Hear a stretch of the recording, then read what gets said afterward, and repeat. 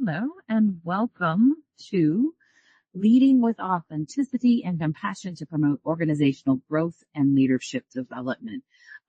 Before we get started, obviously we are not live at the time, so you're watching this without an audience with us. And we have some activities that are part of the presentation that obviously are a little bit different since we are doing this recorded. But since you are by yourself or with a small group watching this, I would appreciate it if you would still try to participate in the activities on your own. I think there'll be some benefit to that if you're able to do that. So the welcome activity that I did when I first got started in this at the presentation was to pass out some sticky notes. So you'll see this asks you to take 2 sticky notes, which obviously for you could just take a couple pieces of paper or just one and break it apart and be able to think about the first situation is where a leader and or a situation that you responded favorably to and something that brought out the best in you. So I want you to think about that, and I want you to list a characteristic that you believe helped provide effective leadership, and also how did that other individual as a leader make you feel. So that would be the first thing. And the second part would be asking you to do the opposite of that, which would be to think of a leader in a situation that you did not respond favorably to or would avoid working with again. Again, asking you to list a characteristic that you believe was counterproductive in providing effective leadership, as well as how that made you feel. So I'm sure that won't be hard for you to be able to find a situation in leadership that was good and I hate to use the word bad, but something that was less positive. And so if you could please just kind of keep that off to the side, that would be great. We'll come back to that here in a little bit. So as I move this presentation along, I would like to introduce myself.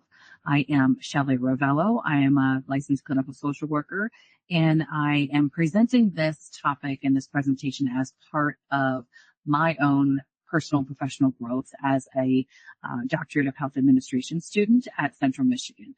So I'm presenting this personally today as I am working through my doctorate program and am working on my dissertation regarding this topic. So as we get started, I will move along here. So, this slide, of course, is pretty standard, looking at the disclosure, making sure that I don't have any conflicts of interest or any other disclaimers to make. As I said, I am enrolled with Central Michigan University as a doctoral student working on my doctorate of health administration in my dissertation process. So I did ask folks that were in the presentation with us, but you'll see the last bullet here about participant courtesies and being able to follow through with participation. So I'm sorry that this is a one-sided conversation for you today. So the welcome activity, I already talked about that. If you haven't already done it, please do, thinking about the positive and the less positive leadership experiences that you've had. Let me see, since I can't ask you any questions about who you are, I am going to make the assumption that you are interested in leadership to a certain degree, that you probably already hold a leadership position in your organization. And I want to talk about, as I'll say throughout, that leadership isn't always tied to your position title. So those that are leaders within your organization, leaders among your team, leaders in your community, volunteer roles or professional roles or person. So please think about all of this as we go ahead. This slide talks a little bit about how we do want to believe the hype when it comes to the trend focusing on leadership and leadership development and how to really mobilize the workforce and how to really enhance our abilities as leaders to be able to work through, overcome, and persevere when we're really working in situations that are really quite challenging. And at the end of the day, we all want to feel good about how we work and who we work with and how we achieve things together. So I think as we work through this together, we know that we all need to grow a little bit and we all need to invest in ourselves. And that's what this presentation is about, is to help you become a slightly better leader by challenging yourself and by looking at resources and references and being able to learn a little bit and realize that the things that you're doing each and every day are bringing you closer to your own development. So I'm hoping that I can be part of that, and I look forward to going through the presentation with you. This is a very big topic. Leadership is a very big pond. And what we're trying to do today is just take a small little dip in the big pond, knowing fully well that this is an area of study. As I'm working on it from health administration side, that has taken several years and a process that is there. I respect colleagues that have spent their lifetime dedicated to leadership development. And obviously we have a very limited amount of time today to talk about what we're going to talk about. My hope is that we get a little bit of a spark, that we have some curiosity that joins us together, as well as then being able to follow up after the presentation. I also hope that I can give you a couple of nuggets, as I say, of information for further explanation, so that when you are finished with this, you'll be able to say, you know, something piqued my interest. I want to learn a little bit more, and being able to connect what you're doing now with what you're hoping to learn more about. I put the slide in here. I kind of find it humorous that, you know, we of course look at the definitions of things in the formal sense. So of course, this is good old Webster's dictionary and pulling out what a leader is and what leadership means. And we're not going to go through this, but I think the ironies of this is that it's black and white here, but it is not always black and white in application. And so as we know that it's more complex and it's also a lot more exciting than what Webster's dictionary has laid out there, there's a lot of challenges, there's a lot of pitfalls, there's a tremendous amount of opportunity, and that's what we're going to go from. So the more dynamic definition of leadership and a leader is really being able to highlight the social process that is involved in leadership. The first bullet here does note that the definition of leadership is best described as a social process, not just what a leader does or the capabilities that they have individually, knowing that it's not a solo effort and knowing that the true meaning of leadership is about what people do together and what the dynamic is like between a leader and those that are working with the leader and how that dynamic plays back and forth. And so what you'll see in going forward is that dynamic really does play out when you're looking at the leader, the followers, and that doesn't always have I don't want that to have a negative connotation at all, but there's the leader, the follower, and then the shared goals that you're working on. Instead of emphasizing what just that leader does, it's about knowing that leadership process involves everybody in there. Too many times we talk about the leader needing to change or that the leader needs to develop to become a better leader. It's not just about the leader. It is really the leader's abilities, the team's capabilities, the context that is happening, because that's critical a lot of the times. And then that equals certain outcomes. So please just know and help to reframe that for yourself and for others as you're working through leadership development as a concept. It's not just about what I need to do for myself. It's really what me plus the team plus the context need to do in order to make that work.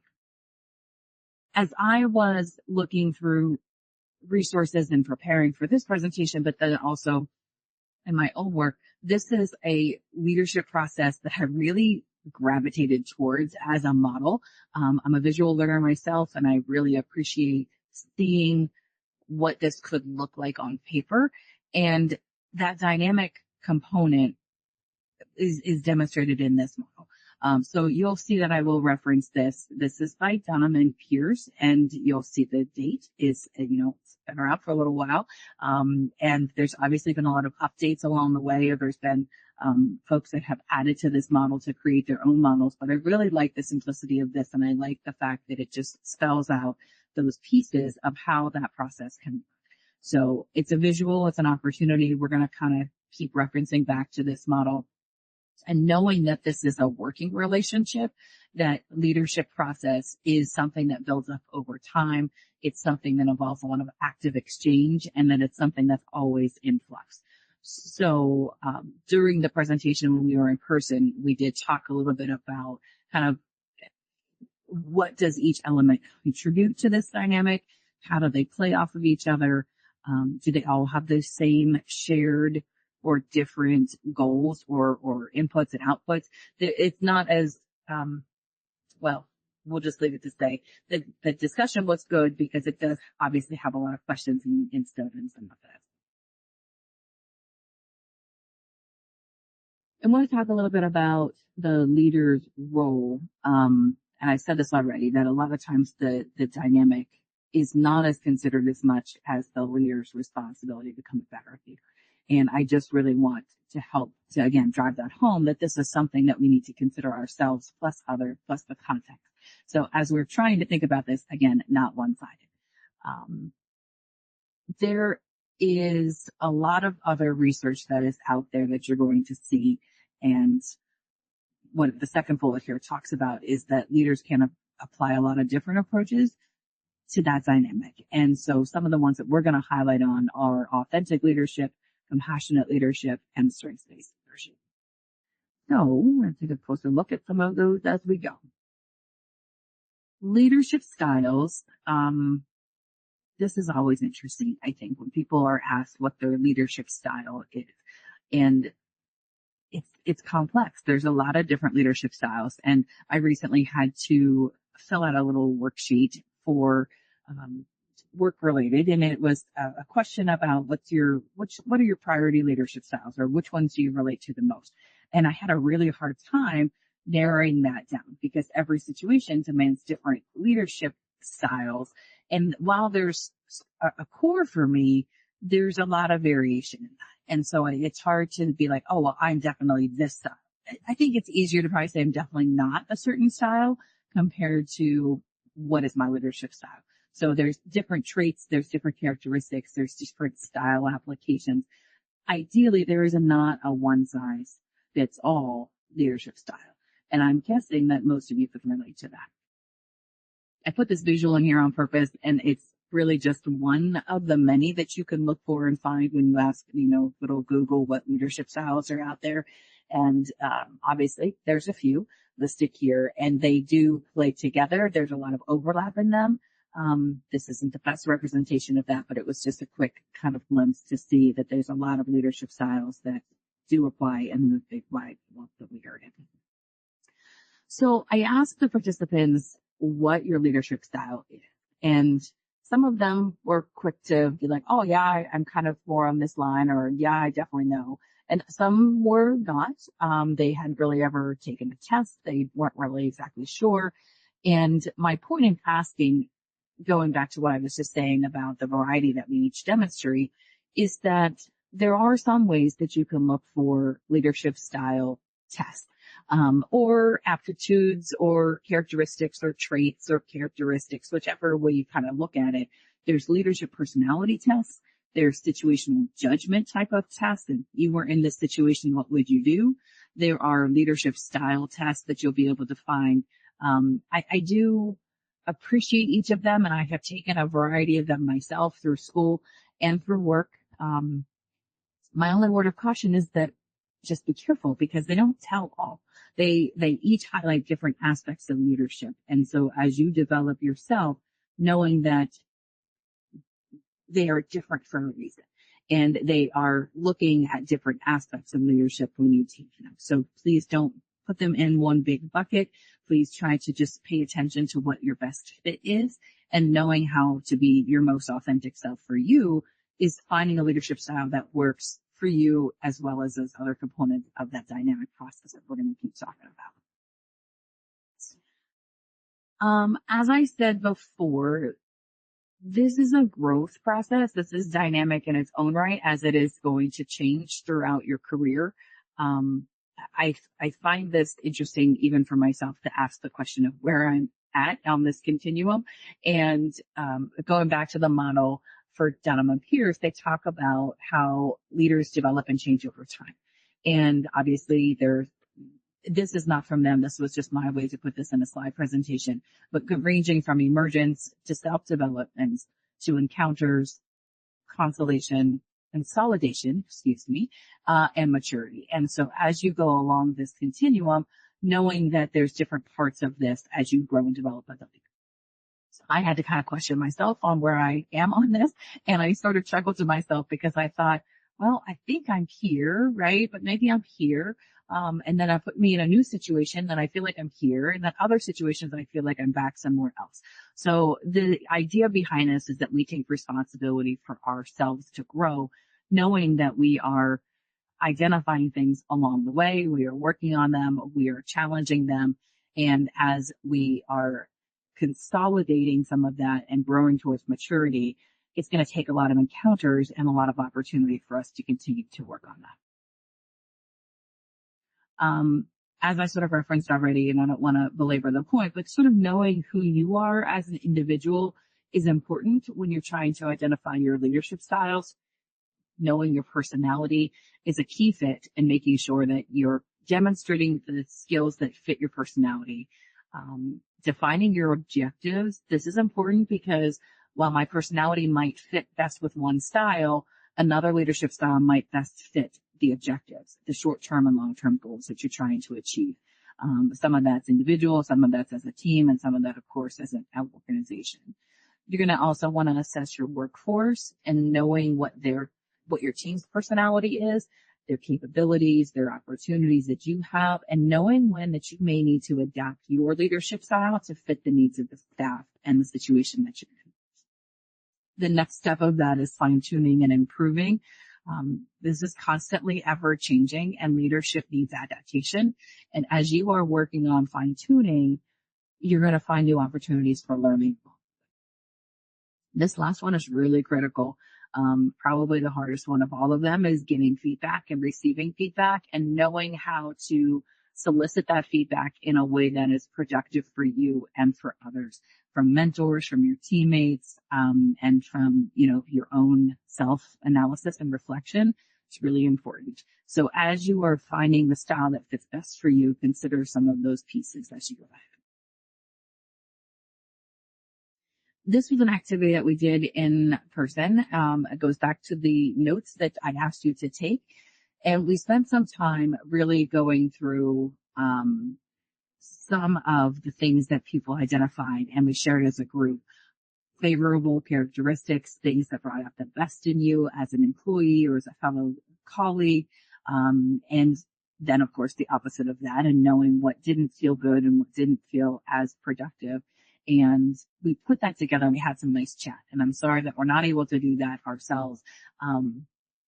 But this slide does help to kind of capture a few of those that we highlighted on effective leadership styles and traits and characteristics and actions and behaviors.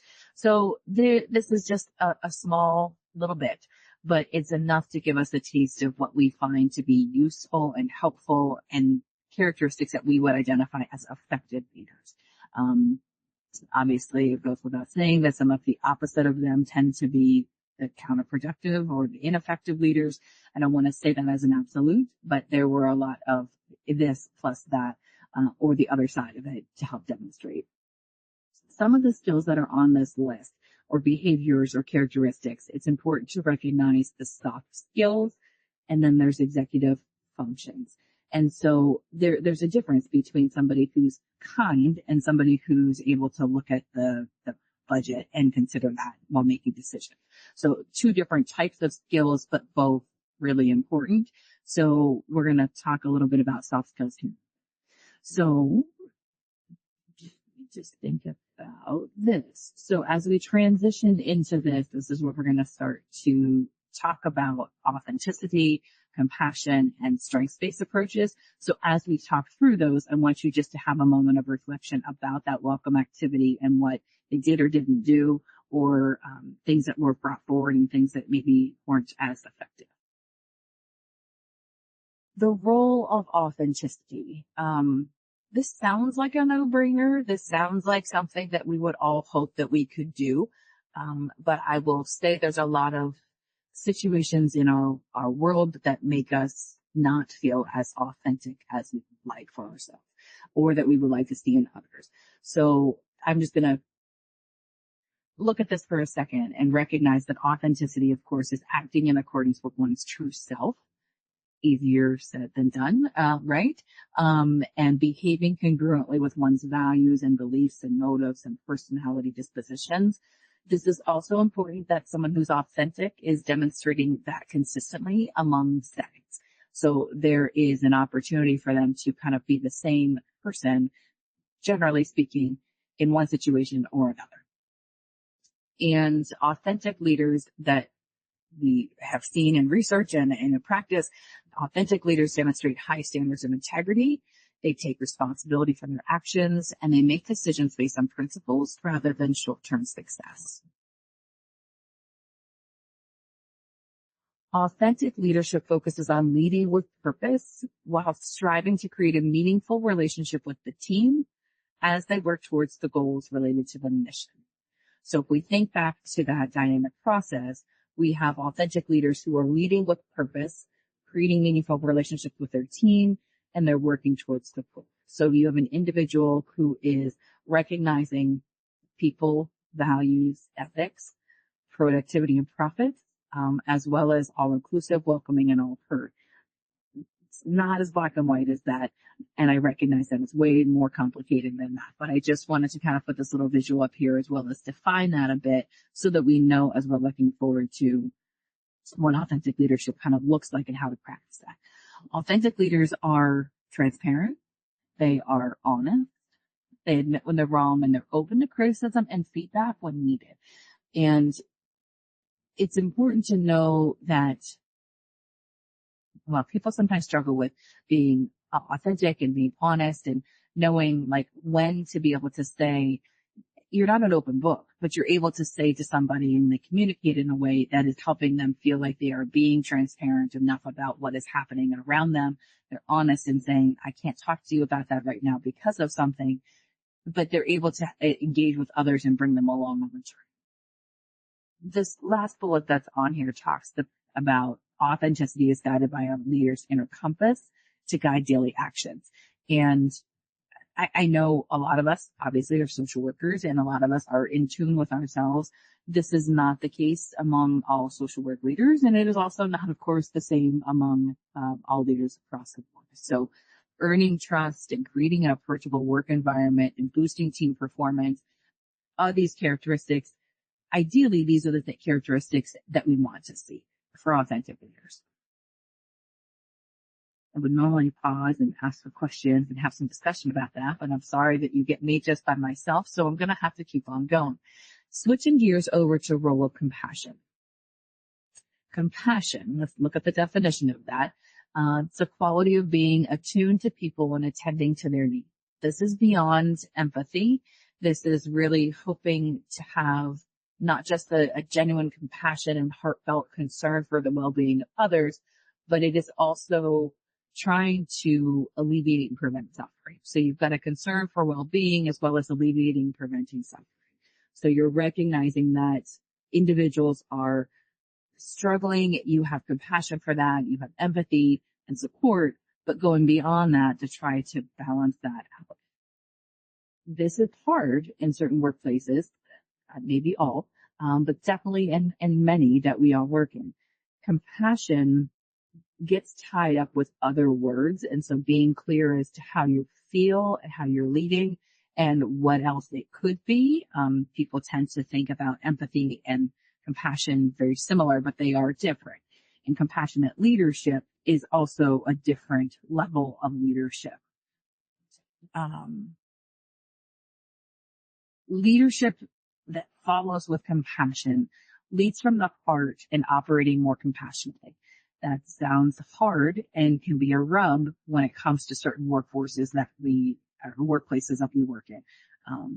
I worked in healthcare for a really long time, and knowing that health administration is often driven by, while we are taking care of our patients in a heartfelt fashion, they are also ordered to keep the doors open, obviously very budget conscious. And so sometimes leading from the heart and attempting to operate compassionately doesn't always jive together well with the operating budget. I've said for a really long time that my social work heart and my business brain don't go very well together. And that can be a challenge because we have to put those together sometimes in order to work in the world that we do, especially in healthcare or public health and human services, you have to be able to combine those two, have some business smarts and some compassionate heads. This is where we're on also talk about emotional intelligence. And I'd like to really thank, of course, the social workers that we're pretty in tune to that. But I think that we all probably worked with people who struggle to demonstrate their emotional intelligence. And it's not always, again, sometimes the context doesn't allow for that, but it's important to recognize how we could have compassion-informed workplaces. When I brought this up in the presentation, folks were like, what is that? And it really is, we don't have a lot of time to talk about it today, but having a compassion-informed workplace, I think we can all reference like trauma-informed workplaces. So recognizing the need and the level of awareness that can kind of level up, knowing that there's a place in the workplace for compassion and knowing how to support each and every one of us while also alleviating and preventing suffering. There's a leadership role for that. And compassionate leadership does involve, I'm going to break these down just for a sec to review them, recognizing the emotions, the needs, and the challenges of the people that you lead.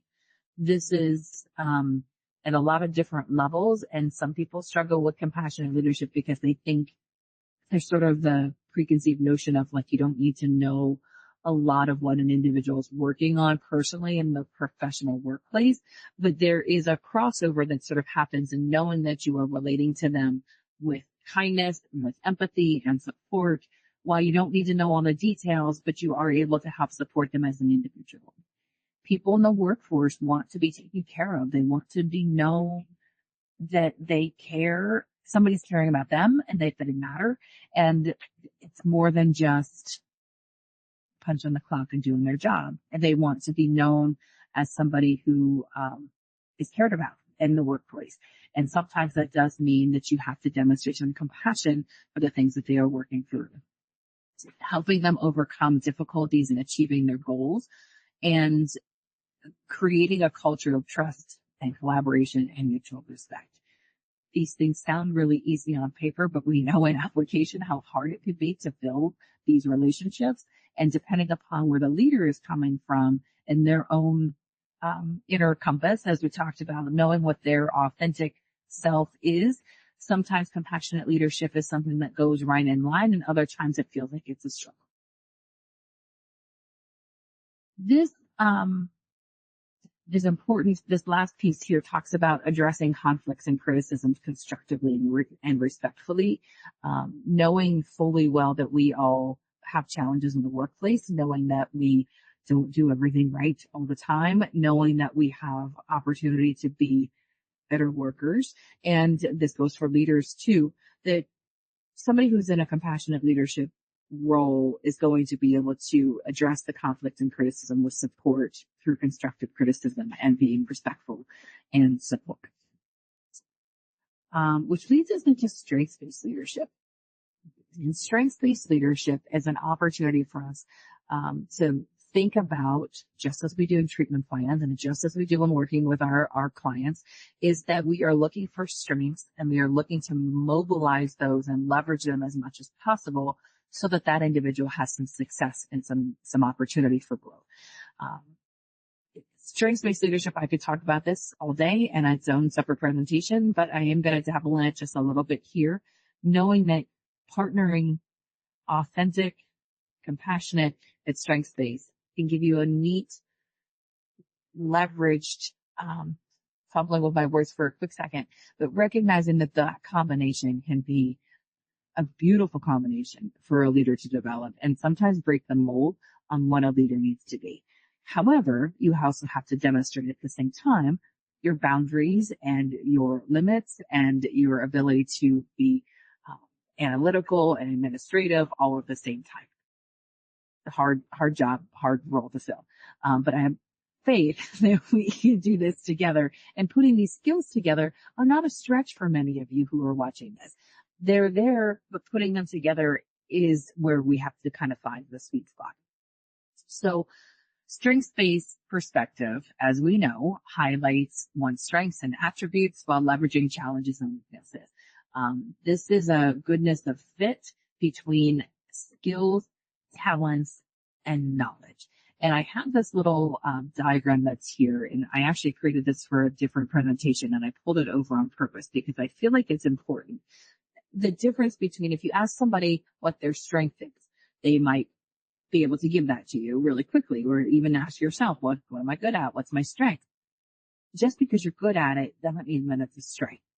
The difference is people who have a talent, something that you are, kind of innately good at doing. You're talented at something. And then you've also got something that is your bucket of skills and knowledge. If you invest in your talent, your skills and knowledge, and you really love it, and you're like able to say, this is worth demonstrating some extra time and effort for, and I'm talented at it, and I'm good at it, and I really love it. It gives me some passion. It gives me a little bit of oomph behind what I'm doing. That is your strength. So I think it's important to recognize the difference between what I'm good at work may not be my strength. It may not be what gives me passion. It may not be what excites me. It may not be what, brings forward my intrinsic motivation. It might be something different, but knowing that I can still have a talent, and then if I invest in that talent with skills and knowledge and experience, I can make that a strength. The focus of this is really an opportunity to look at the slide here, finding how it can be aligning with person-centric care, whole person care, and more holistic approaches. This is an opportunity for a leader to step in and feel very human, and knowing that it is a way to help somebody develop a strength. This is important to also know that you can overcome weaknesses through this. The difference, let me check the next slide. Here it says, it leverages weaknesses and it manages in comparison to development of strengths. So as I say that quickly, strengths-based leadership does not ignore weaknesses. That's really important to know. When you hear it, people go, oh, well, if it's all strengths-based, it must be really nice and fluffy, right? No, it's not. It's not just about the strength. It's about leveraging the weakness so that you know that you're not focusing all your development on that. Because if you look at myself, for example, I know there are things that I am good at and things that are strengths, and then there are things that I'm not as good at and things that are a weakness for me. And as an employer or as a leader, somebody were to say to me, where do we invest our time? Research supports the more that you invest in the strength side and manage the weakness so that it's not disruptive in the workplace. Like, obviously I need to do certain things in my job or else I won't be able to do my job. It's not that I'm ignoring the weakness. It's that I'm managing it in a way that it is developed enough, but not the focus. And so many times our performance evals or our feedback and criticism tends to be focused on the weakness. What can I do better? How can I make this thing that I'm not as good at better? Well, that's harder. It's a harder swim upstream than it is to find the strength and catch that raft and keep on flowing. So it's an important way to just kind of pivot your thinking a little bit. And as a leader, demonstrate where individuals have strengths, how you can leverage them, where you can manage the weakness, but not in a way that is, it's going to help them and not hurt them all the way. And so what I really like about this quote that is here, that they define strengths-based leadership, is to identify, build on, and amplify the strengths in all people of the organization and the organization as a whole at the same time as weaknesses are dealt with in a constructive way, making everybody pull in the same direction for the organization to succeed in an area of common good. So if we think back to that dynamic process of leadership, you're trying to instill an opportunity where you've got a leader, the followers, and the context working towards a shared common goal. In order to get that to happen, you have opportunities to demonstrate skills that fall into these camps of authenticity, compassion, and strengths. I mentioned earlier about soft skills. Some are executive functioning skills that we had identified as characteristics that we wanted our leaders to demonstrate. Soft skills are really important in this, and they are ones that really come natural for us and that we have been trained to hone as skills. And so the challenge is balancing the soft skills with the executive skills. And that's where leadership development kind of it's the road. It's an opportunity for you to explore those. And I'm hoping that many of you have the chance to demonstrate that, where you can bring some soft skills into the boardroom, where you're able to think about the rigid thinking of traditional leadership with what can a social worker do in those situations and what can I bring forward? Social workers are amazing leaders. Amazing. However, not everybody sees the benefit of that, or nor do we demonstrate it for ourselves and for others as well as we probably could. We're not always taught how to do that in certain settings, but in others they come very natural. So it's kind of finding the crossover between those situations and certain positions. So this is where you get to put it all together for some growth. Looking at, obviously there's different levels that we work in and different levels of application. The complex nature of what we're talking about today, striving to think about our own development also through a systems lens and being able to think where and how can I apply these things. We have a lot of opportunity to make this path our own.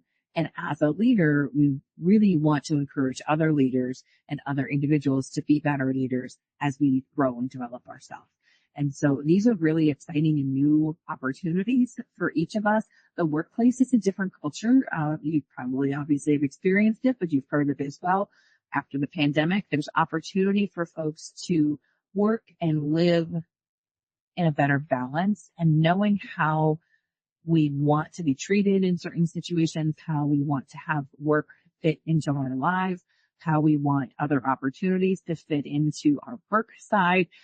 It's really a great chance for us to be creative and to apply a different approach to being a leader. I put these statistics in here in the slideshow because I think they're important. And while we didn't talk about each one of these, it just is a couple of opportunities for us to see where it doesn't work as well. The first statistic there is that 60% of people are emotionally detached at work and 19% of them are miserable. That word miserable, of course, hits home. And you think, well, I want to be emotionally detached at work and I don't want to be miserable. So workplaces need change, as I was just explaining about how the public is sort of demanding that to happen. The workers are demanding that to happen. The leaders themselves are demanding that to happen. The more engaged we can get others, and I don't need just to use the word workers, but it does apply, but it could be your family members, that your clients that you're working with. It could be community organizations where you're trying to engage people to be on boards or volunteer some time. Anything that you are working to lead others, we really want to try to dig into them being engaged and part of the active process. And these strategies, or these qualities that we're talking about today with authenticity and compassion and strengths, really gives you a unique opportunity to do that. And I'm hoping, as you listen to me ramble now for almost 40 minutes, that it's enough for you to be inspired enough to say, I want to learn a little bit more about it. I want to know something different. I want to try a new strategy. And these are skills that you have inherently or that you have honed in your craft over time. Social workers bring forward these skill sets and then can apply them in work settings that really do bring about real great change. The other statistics that are here talk about the cost of disengaged employees, how much it costs us to be disengaged at the workplace, and of course how dissatisfaction kind of plays into being disengaged as well. So we all feel it. The evidence on the flip side of this is that people who use their strengths every day on the job are 6 times as likely to be engaged at the job site. So exciting stuff, right? Like, I want to have people who are demonstrating their skills. They'd be more engaged because I can highlight what their strengths are and we can leverage these weaknesses and opportunities for growth.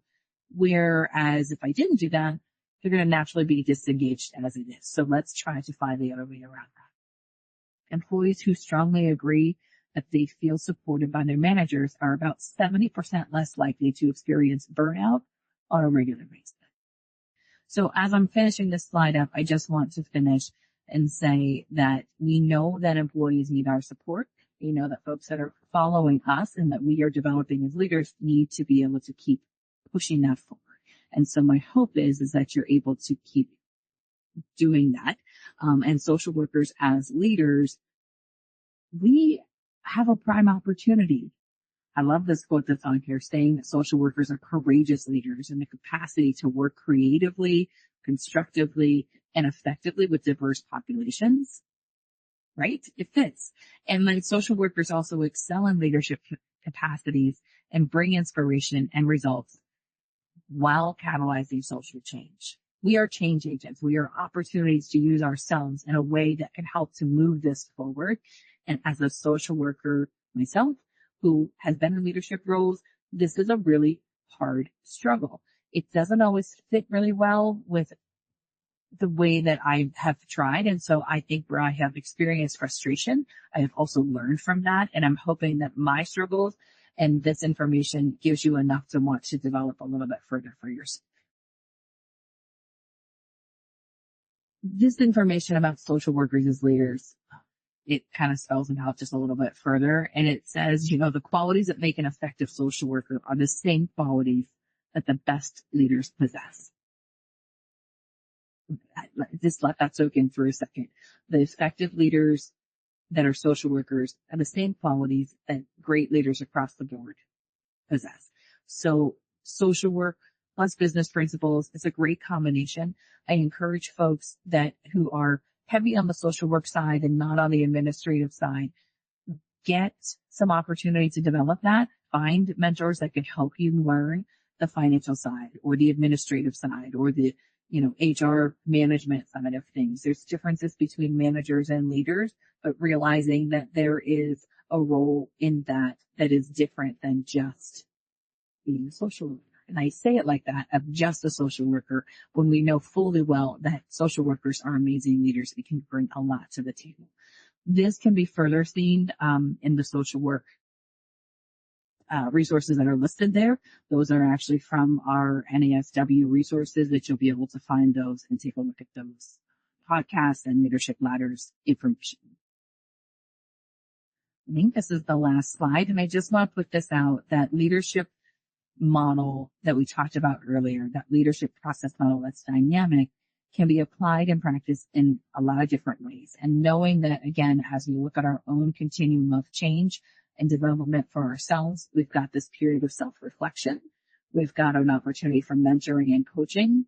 There's team and organizational development. There's evaluation and adaptability. You'll have these slides. You'll be able to take a closer look at that so I don't have to sit and read them for you. But realizing that, again, this continuum and this process takes a lot of work, and it's an opportunity for you to grow and develop in a way that is structured, but also really just trying to hit the rubber meets the road on how can you develop in the moment, how can you also learn and grow, and how can you really push yourself to become a better leader through the skills that you already have and developing them further. So this last activity is something that is important to do. The final activity that I asked folks to do is to take a note card, which I had provided for them. And I asked them to answer these questions. The leader I strive to be. Fill that in. I also want you to think about, what can I do to achieve this level of leadership? What is it going to take? What do you need for yourself? What do you need from others? What do you need to work on? Where's opportunity for growth and change? Answering that first question of the leader I strive to be is what? Ask yourself that question and write it down. I asked folks to write it down on purpose, and we know this as an exercise. If you write it down, it's a little bit more tangible. It's also something that you could take with you and remind yourself of later. It's also a great opportunity for you to talk with other folks about, to say, I'm kind of curious about this, and this is what I'd like to do for myself. How can I do this? So I hope that you do take the opportunity to learn from this today. Thank you for listening. I did ask folks that were there at the presentation to, take away a few of these pieces, which is diversifying your leadership approach and considering adapting it as needed. These are things that you can add into your repertoire of leadership skills. These are things that you may need to learn a little bit more about. The other piece of this is being aware of trends and new research that's supporting the ever-changing workplace.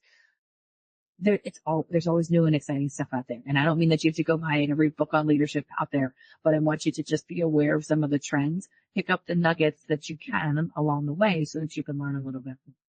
And the last piece that's on here is encouraging others with curious discussions and challenging questions. We're good at that. And it's an opportunity for you to take that into the workplace or wherever you're applying this to, and asking hard questions and curious questions and learning about ourselves. So on that note, I believe that is my last slide, and I'd like to just go ahead and wrap that up. Thank you very much for listening to me ramble for a short period of time. I know it's not rambling, but when you're just listening to it and it's one-sided, there's a lot of really great information, and I encourage any questions, and I appreciate you taking the time and listening to me today. Thanks so much.